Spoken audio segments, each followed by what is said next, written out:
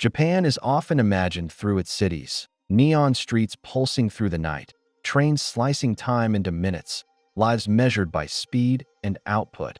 Yet far from that glare exists another Japan, quieter, older, and deeply alive. Beyond highways and high-rises, people still wake to mist instead of alarms, to birds instead of notifications, and to forests that breathe in long, patient cycles. Here, mornings do not rush. They arrive. The air carries memory. The ground remembers footsteps. Silence is not empty. It is full of instruction. This is the Japan of forest bathers, men and women who did not flee modern life in protest, but stepped gently aside from its noise. Some came weary from decades of work, others drawn by instinct, others guided by health, loss, or a quiet question they could no longer ignore. What they found was not isolation, but connection to seasons, to family, to bodies that healed when pressure was removed. Their days unfold at the speed of light through leaves, not screens. This story is not about escape, and it is not nostalgia.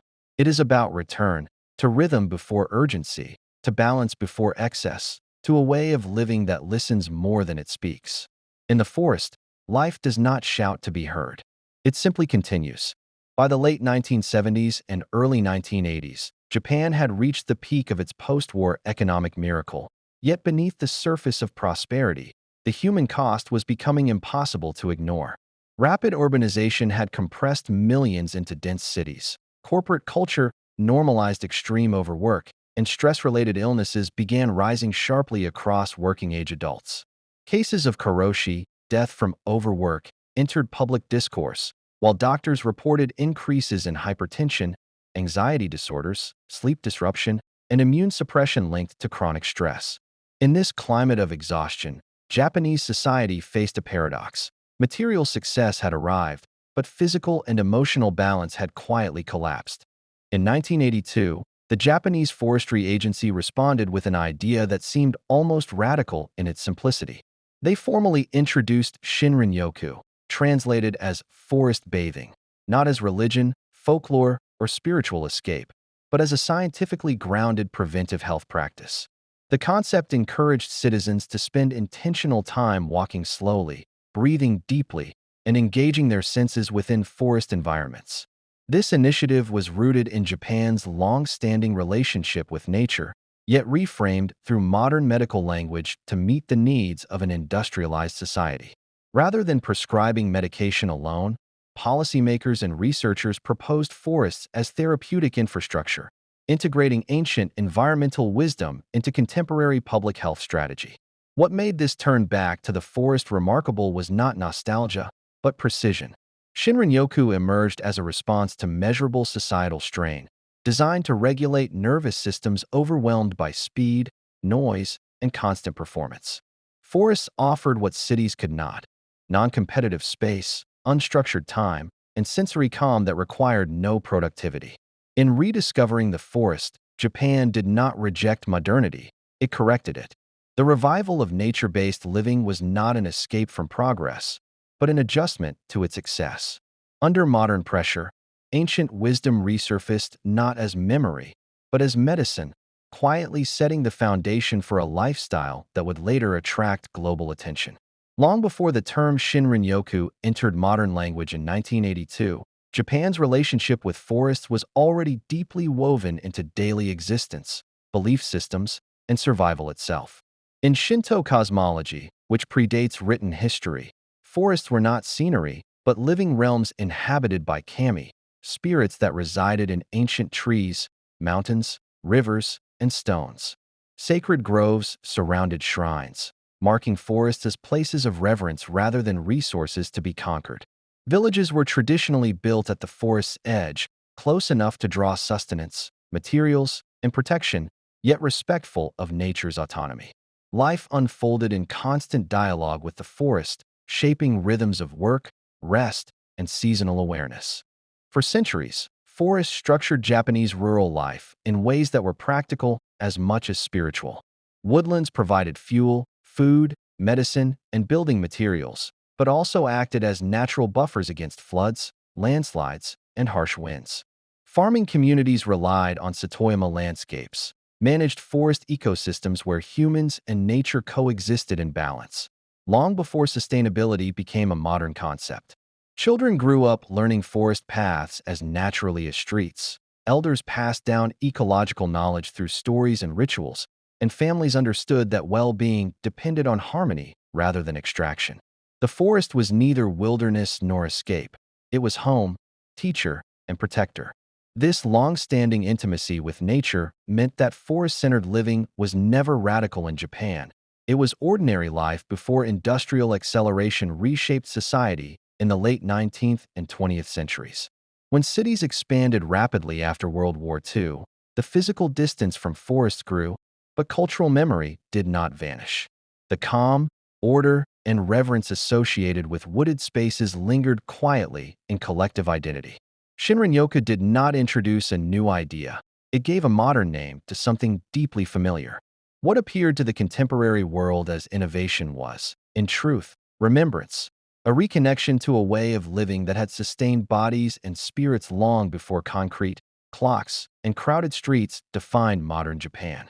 By the late 1990s and early 2000s, a quiet migration began to take shape in Japan, almost invisible beside the country's glowing megacities and packed commuter lines. Retirees left Tokyo apartments after decades of corporate life. Former salarymen stepped away from rigid hierarchies. Artists sought space where thought could breathe. Monks returned to mountain temples, and young families quietly exited cities before burnout could harden into illness. These were not dropouts, nor were they romantics chasing fantasy. They were people responding to a body-level exhaustion produced by modern life. Forest villages in Nagano, Yamanashi, Wakama, and parts of Kyushu became destinations not for escape, but for continuity, places where living felt human again. What binds these forest dwellers is not ideology, but a shared rejection of constant stimulation. Many describe a precise moment when the city stopped feeling efficient and began to feel invasive after a health scare, a breakdown, the loss of a parent, or years of sleep deprivation masked as productivity. Convenience, once prized, revealed its cost. Noise without pause, schedules without breath, relationships reduced to transactions. In choosing forests over cities, these individuals were not seeking isolation. They were choosing an environment where time moves at a speed the nervous system can tolerate. Daily life reorganized itself around sunlight, weather, walking distance, and seasons rather than alarms, deadlines, and screens. What distinguishes these modern forest dwellers from weekend visitors is permanence. They do not go back on Monday. Children attend small rural schools or learn remotely. Food is grown or locally sourced, and social life emerges through shared labor rather than planned entertainment. Silence is not a retreat but a framework, one that allows emotion to settle and identity to reform without constant comparison. In interviews conducted throughout the 2010s, many residents expressed the same realization. The forest did not change them as much as it revealed who they were before noise taught them otherwise. Some people travel into silence to recover. Others recognize it as home and choose to stay. In Japan's forest communities, family life unfolds at a pace dictated not by traffic, notifications, or crowded schedules, but by light, weather, and shared necessity. Mornings begin quietly, often without alarms, as sunlight filters through trees and daily tasks emerge naturally rather than being imposed. Breakfast is unhurried, conversations are sparse but present, and silence is not treated as absence but as background stability. Without the constant pressure of urban timing, families experience rhythm instead of rush, allowing emotions to surface gradually rather than being compressed into brief moments between obligations. Children raised in these environments grow up surrounded by forests rather than screens, learning awareness through movement, observation, and participation. Play happens outdoors by default, climbing, collecting, listening, where curiosity is satisfied through contact with the world rather than digital stimulation. Screens are not banned, but they are no longer central, because the forest already provides novelty, challenge, and calm. Parents report that attention spans lengthen, conflicts reduce, and emotional regulation develops earlier, not through discipline, but through environmental influence. The absence of constant noise teaches children to sit with boredom, a skill increasingly rare in modern society. Family structures in forest life often lean toward multi-generational living, especially in rural regions revitalized since the early 2000s through government-supported relocation programs. Grandparents, parents, and children share space, labor, and responsibility, reinforcing patience and continuity rather than efficiency. Daily life includes shared tasks, gardening, cooking, repairing, seasonal preparation, that naturally teach cooperation without formal instruction. Parenting, shaped by this environment, becomes less urgent and more observant, guided by trust rather than control. In these households, calm is not enforced, it is inherited from the surroundings.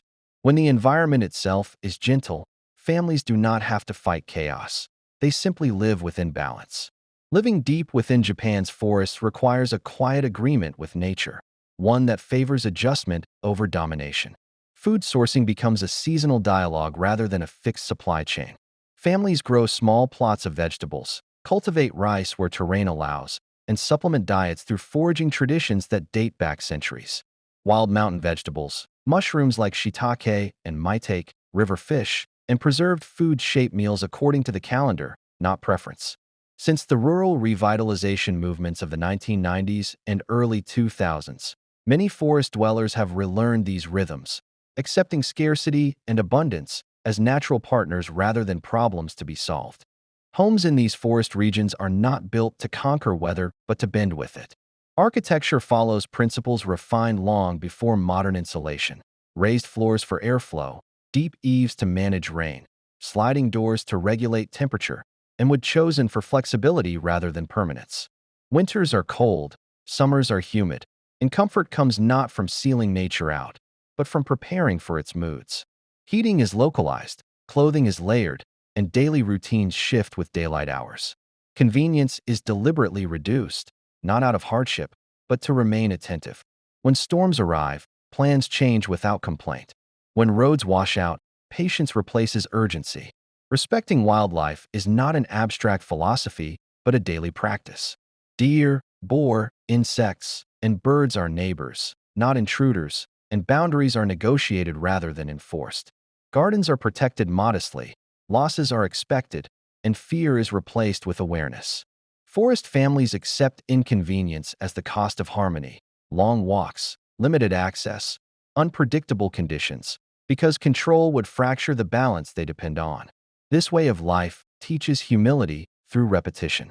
Survival here is not about dominance or efficiency, but cooperation. The forest is not something to be mastered, it is something to be listened to. In learning when to step back, these communities discover a deeper form of resilience, one rooted in coexistence rather than command.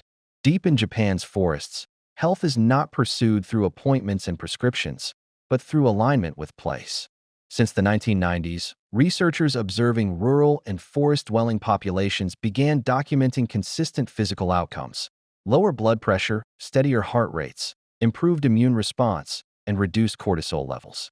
Daily movement replaces exercise routines: walking uneven paths, carrying wood, tending gardens, engaging the body without strain. Sleep deepens naturally, guided by daylight rather than screens, silence rather than alerts. The body rests when the forest rests, and wakes when light returns, restoring rhythms modern cities often disrupt. Mental health outcomes reveal even more striking contrasts. Long-term studies from the late 1990s into the 2000s linked forest-based lifestyles with lower rates of chronic anxiety, depression, and stress-related illness. Without constant noise, comparison, or time pressure, the mind recovers its natural pace. Attention sharpens, not through stimulation, but through stillness. Emotional regulation improves when daily life lacks urgency. Forest dwellers describe fewer intrusive thoughts, calmer decision-making, and a sense of psychological spaciousness. Here, mental wellness is not treated, it is maintained. The environment itself acts as a buffer, absorbing tension before it accumulates into disorder. As a result, medical intervention becomes infrequent, not absent, but secondary. Clinics are visited when necessary, not habitually. Preventive health emerges organically through diet, movement, and rest rather than institutional schedules. Since the early 2000s, public health comparisons have noted that forest residents often delay age-related decline and manage chronic conditions with fewer complications. This is not because they reject medicine, but because their way of living reduces the need for it. Their medicine is not stored in cabinets or administered in doses, it surrounds them. The air they breathe, the ground they walk, the silence they keep, all participate in healing. In these forests, health is not something regained after loss. It is something quietly preserved, day by day, by living where the body was always meant to be. For those who have lived long enough in Japan's forests, cities begin to feel less like opportunity and more like assault. This shift is not philosophical, it is neurological. As the nervous system recalibrates to quiet, slow movement, and predictable natural rhythms, urban environments overwhelm the senses. Noise becomes sharper, lights harsher, crowds heavier. What once felt normal now registers as constant interruption. Since the late 1990s, psychologists studying rural returnees have noted heightened sensory sensitivity after extended forest living. The body, no longer armored against stimulation, reacts immediately. Heart rates rise, breathing shortens, and tension returns within minutes of arrival. Speed, in particular, becomes difficult to tolerate. Cities move with urgency. Escalators rush, schedules compress, conversations overlap. Forest dwellers describe this pace as aggressive, not productive. Their days are no longer structured around deadlines, but daylight, weather, and physical needs. When they revisit cities for medical visits or family obligations, the compression of time feels unnatural. Streets feel narrow, even when wide. Crowds feel confrontational, even when orderly. The constant demand for attention, advertisements, screens, announcements, drains energy rather than offering stimulation. Many report fatigue after only a few hours, a response rarely felt before leaving urban life. Emotionally, returning carries an unexpected weight. Forest residents often describe a sense of grief when revisiting cities, not for what they left behind, but for what they now see clearly.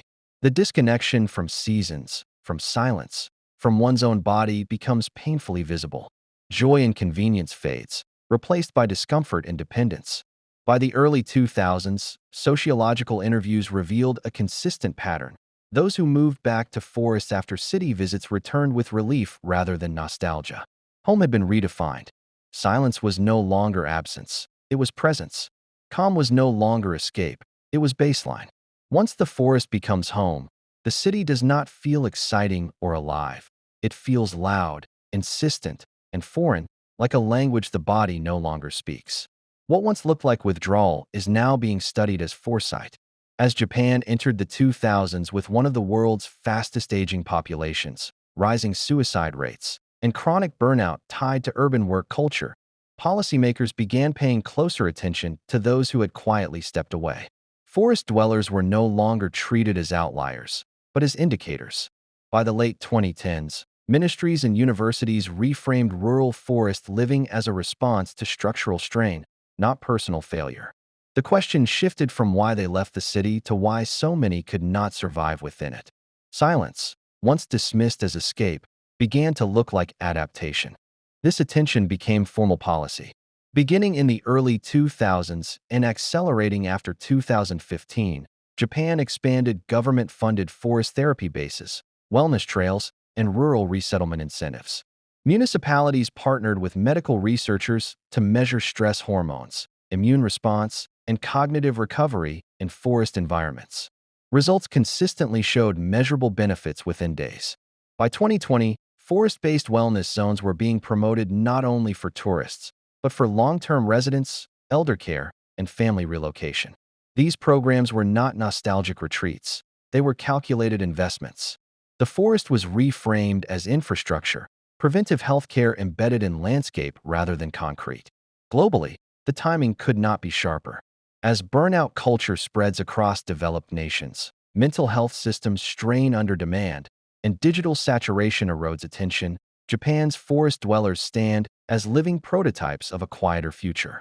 They demonstrate that resilience may not come from faster systems, but from fewer demands. Their lives challenge the assumption that progress must be loud, dense, and relentless. Instead, They suggest that stability emerges where rhythms are slow enough to be felt. The quiet life, once viewed as marginal, now appears radical precisely because it refuses urgency. Japan is not watching these communities out of curiosity alone. It is watching because, in an exhausted world, the softest answer may be the only one still working. This journey into Japan's forest dwellers reveals a truth that feels both ancient and urgent. What began as a response to modern pressure slowly unfolded into a way of life shaped by memory, restraint, and respect. From the formal birth of Shinrin-yoku in 1982 to the quiet households tucked beneath cedar canopies today, these lives show that retreat is not always escape. It can be recalibration.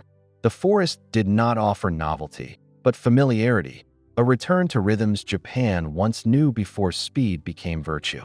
In these lives, health is not pursued, it emerges. Family is not scheduled, it unfolds. Time is not managed, it is inhabited. Each chapter revealed that the forest is not a background, but a partner, guiding behavior, calming the nervous system, and restoring a sense of proportion that cities often erase.